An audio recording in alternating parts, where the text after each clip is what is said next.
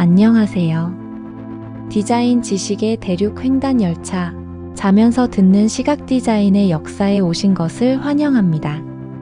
지난 두 챕터에서 우리는 서양 문명의 뼈대가 된 알파벳의 역사를 훑어봤습니다. 자음 22개로 시작해서 그리스인들이 모음을 더했고 로마인들이 그 형태를 예술의 경지로 끌어올린 그 위대한 여정 말입니다.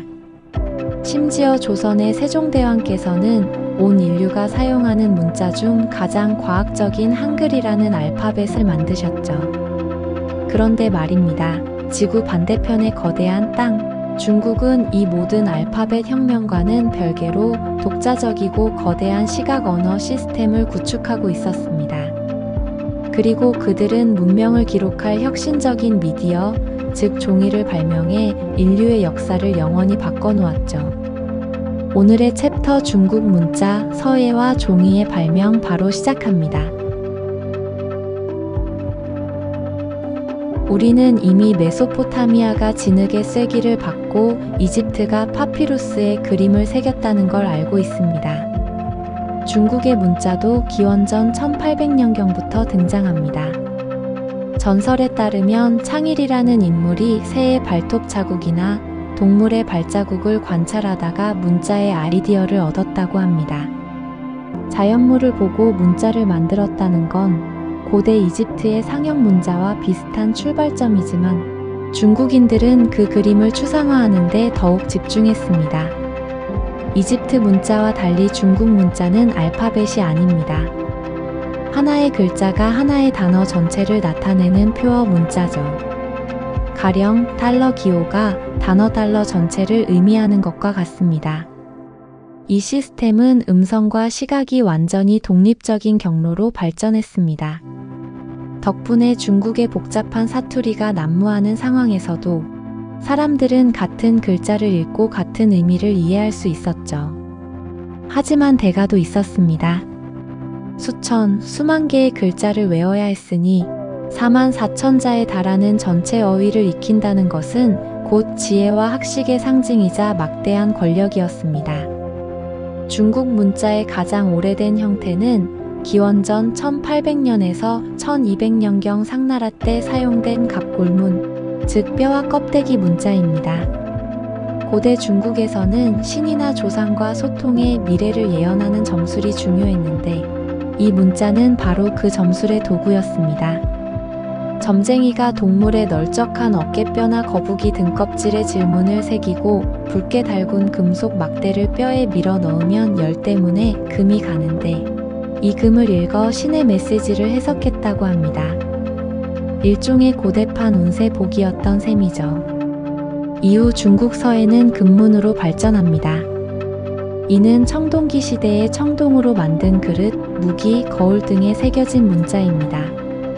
갑골문보다 더 정제되고 규칙적인 형태로 당시의 중요한 조약이나 법령을 영구적으로 기록하는 데 사용되었습니다. 기원전 221년 진시황이 중국을 통일하면서 문자의 역사에 엄청난 사건이 일어납니다. 이 황제는 만리장성을 쌓아 수많은 목숨을 희생시켰지만 한편으로는 도량형, 수레축의 길이 그리고 문자까지 통일시켰습니다. 당시 재상이었던 이사는 소전이라는 새로운 서체를 디자인했는데 이로써 중국 서예는 이전의 원시적인 형태에서 추상적이고 유려한 흐름을 가진 기호 시스템으로 완전히 변모했습니다. 하지만 소전도 쓰기에는 복잡했어요. 이후 예서가 등장하며 둥근 획이 직선과 각진 획으로 간소화됩니다. 이 예서의 발전은 한나라 시대의 정점을 찍고 약 2000년 동안 이어지는 중국 서예의 최종 단계인 해서의 토대가 됩니다. 해서에 이르러 문자는 단순한 기록 도구를 넘어 예술이 되었습니다. 서예는 중국에서 회화보다도 높은 최고의 예술 형태로 여겨지며 분놀림 하나하나에 서예가의 정신과 감정은 물론이고 뼈, 살, 피, 근육을 담아내는 경지에 이르렀습니다. 자, 이제 아시아의 가장 위대한 공헌, 인류 커뮤니케이션의 역사를 뒤바꾼 미디어 혁명을 다룰 차례입니다. 고대 중국인들은 글을 쓰기 위해 무거운 대나무 조각이나 나무 조각을 썼고, 운반하기는 쉽지만 너무 비싼 비단 위에 글을 쓰기도 했습니다. 상상해보세요. 책 한 권을 쓰려면 얼마나 많은 대나무 조각을 엮어야 했을까요? 이런 불편함을 해결한 이가 바로 후한 시대의 황관이자 고위 관리였던 체륜입니다. 서기 105년 그는 황제에게 종이의 발명을 보고했습니다. 체륜의 재지술은 간단하지만 혁신적이었습니다. 뽕나무 껍질, 삼배, 심지어 낡은 어망과 헝겊 같은 천연 섬유를 물에 불리고 빻아 펄프로 만든 다음 발에 떠서 얇은 막을 형성하고 말린 것입니다. 이렇게 탄생한 종이는 가볍고 경제적이며 쓰기 표면이 부드러웠습니다. 수메르의 진흙판이나 이집트의 파피루스보다 훨씬 저렴하고 튼튼하며 유연한 기록 매체였습니다. 이 발명 덕분에 중국은 기록 문화를 폭발적으로 발전시켰고, 심지어 포장지, 벽지, 심지어 화장지와 냅킨으로까지 종이를 사용했습니다. 이 놀라운 기술이 유럽에 전파되기까지는 수백 년이 걸렸는데 그 경로가 재미있습니다. 서기 751년 아랍인들이 중앙아시아 사마르칸트에서 중국군을 격퇴했을 때 중국인 제지 기술자들을 포로로 잡아가면서 제지술이 서쪽으로 퍼지기 시작했죠. 자, 이제 인류는 쉽게 쓸 수 있는 문자인 한자와 가볍고 저렴한 매체인 종이를 모두 갖추었습니다. 그 다음 단계는 무엇이었을까요? 당연히 대량 복제입니다. 중국인들은 지식을 널리 퍼뜨리고 상업적인 인증을 위해 원통형 인장을 사용했던 메소포타미아인들처럼 인장을 사용했습니다.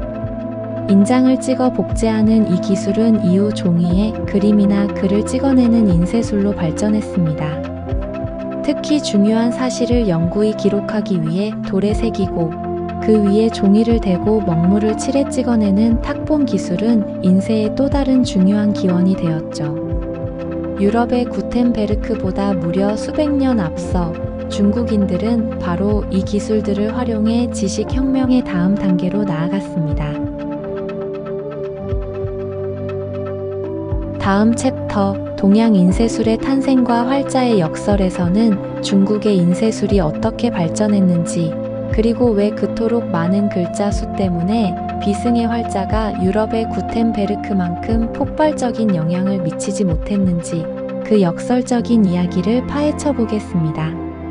청취해 주셔서 감사합니다.